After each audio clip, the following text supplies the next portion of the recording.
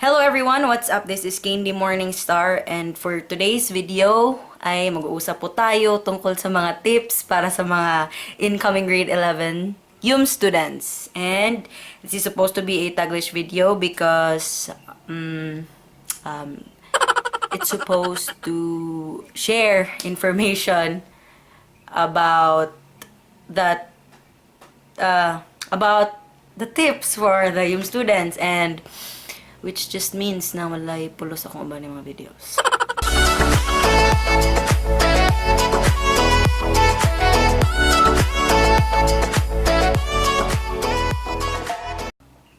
And also shout out to my viewers out there sa big screen. You know who you are.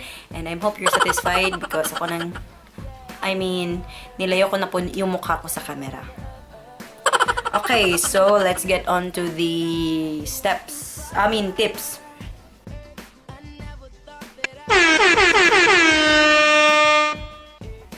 So the first tip is to be committed, okay? The YUM strand is not a joke. The YUM strand is not your last option. And you have to make sure that your desired course is in line with the YUM strand. Because, ganito kasi yung mga nangyayari nowadays. Students tend to choose YUMs kasi yung iba kesyo ayaw nila sa math, kesyo hindi aabot yung grades nila para sa desired grade ng mga students na makakapasok sa STEM or sa ABM. So that's why they use YUMs as a last option, which is very inappropriate kasi YUMs is not a joke, and enrolling in this strand will be easy if you love the strand's focus itself. That's it. So don't use YUMs as your last option. Okay, step number two is to read a lot, because YUMs requires lots of writing activities, and in order for you to write a lot, compose your essays or construct your sentences, you also need to read a lot. And reading also tests your critical thinking skills. So it does not just help you as a student, but it also helps you as a person. And step number 3 is to know hindi naman just step, pero just step is to know new words. Okay, as I've said, this is not necessary, but admit it, sometimes when you construct your essays, we tend to be ambitiosa. We tend to use flowery words. We tend to use difficult words. We tend to use new words that are intended for our essays to be, parang maganda, social, smart pakinggan. So it is, in your free time, you should know new words. And,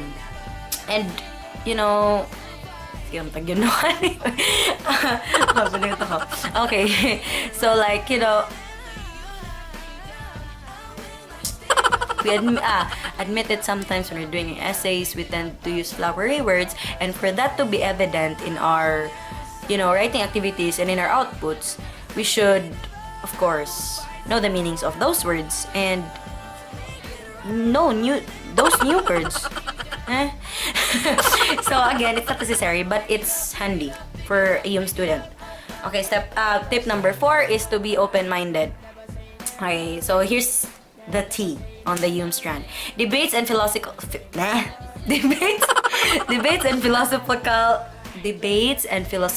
questions are everywhere, and in the YUM strand, no answer is wrong or right because there are endless possibilities. Except general mathematics, kasi I hate to break it to you, but in grade 11 YUMs, there is still math. So grade 12 wala nang math, but in the grade 11 YUMs may math pa. Okay, so back to the tip. You have to be open to the idea that in the YUM strand, marami talagang opinions, marami talagang suggestions, marami talagang answers sa questions mo. Because in the YUM strand, there is diversity in unity, and your opinions matter. But you need to be open-minded. Okay, next step Next step is to be society-based. From the meaning of the strand itself, humanities and social sciences, UMS does not just standardize their ideas or base their ideas on books.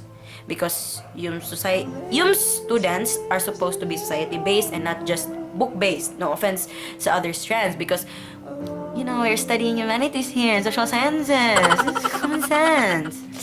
So, yeah, and you must always think outside the box. English. You must always think outside the box because, as I've said, parang walang fix kasi na answer sa UMS. Because, philosophy and other stuff like that. I mean, for example, if we're talking about social issues, we can always give lots of outputs on that, lots of alternatives. So, di ba? Hindi kasi na-fix yun sa isang sagot lang or sa isang idea. Charot! Okay, next tip is to be kapalmoks. You need to be makapal ang mukha. Because, in the UMS strand, improvs, impromptu performances, and public speaking is everywhere.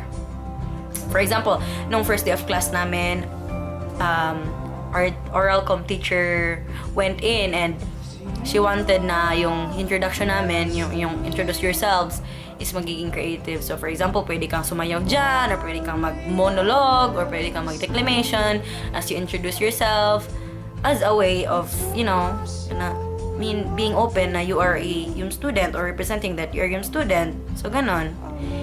And also, whether you like it or not, you need to propel yourself with the right amount of self-esteem and audience persuasion.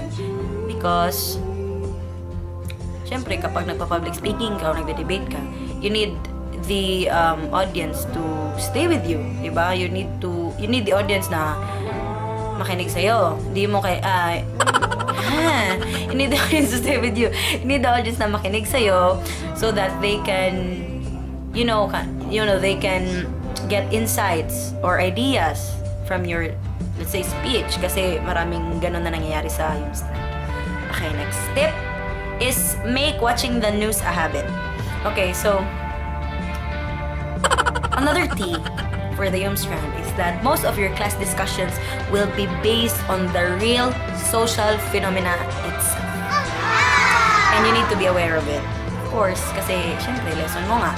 So you have to watch the news because say for example your teacher will ask you na what is your opinion or what is your stand on this case? What is your stand on the war on drugs? That's it. So you need to be aware of the issues that hinder the growth of our country. And also, most courses related with the UM strands are about public service. So, you must know a lot about the public itself. And the last tip that I could give para sa mga upcoming na UM students is to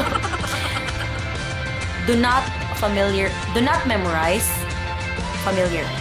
Okay, may comma doon, okay? So, do not memorize, but rather familiarize.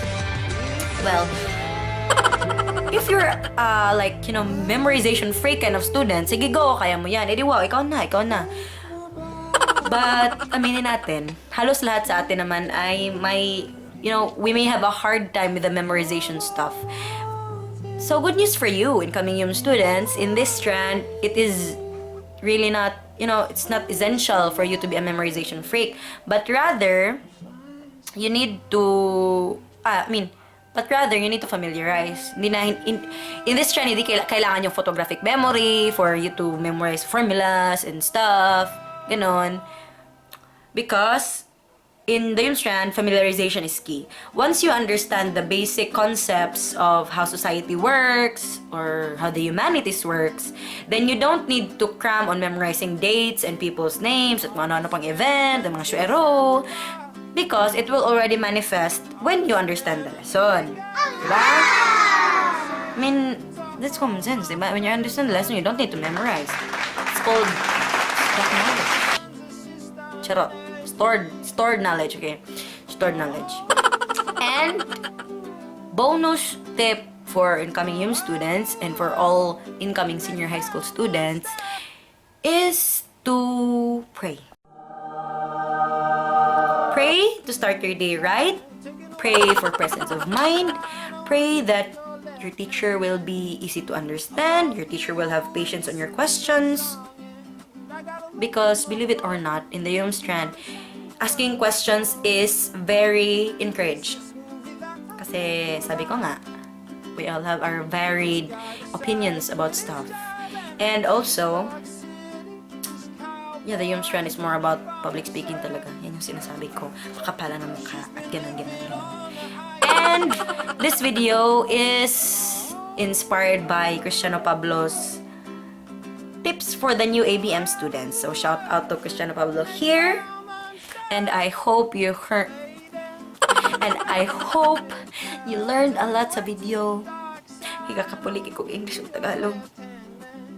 And I hope that you'll have a good UMS journey, good senior high school journey, because it's very fun and pressured at the same time. But I hope that you'll have you'll have a good and productive senior high school life. Bye-bye!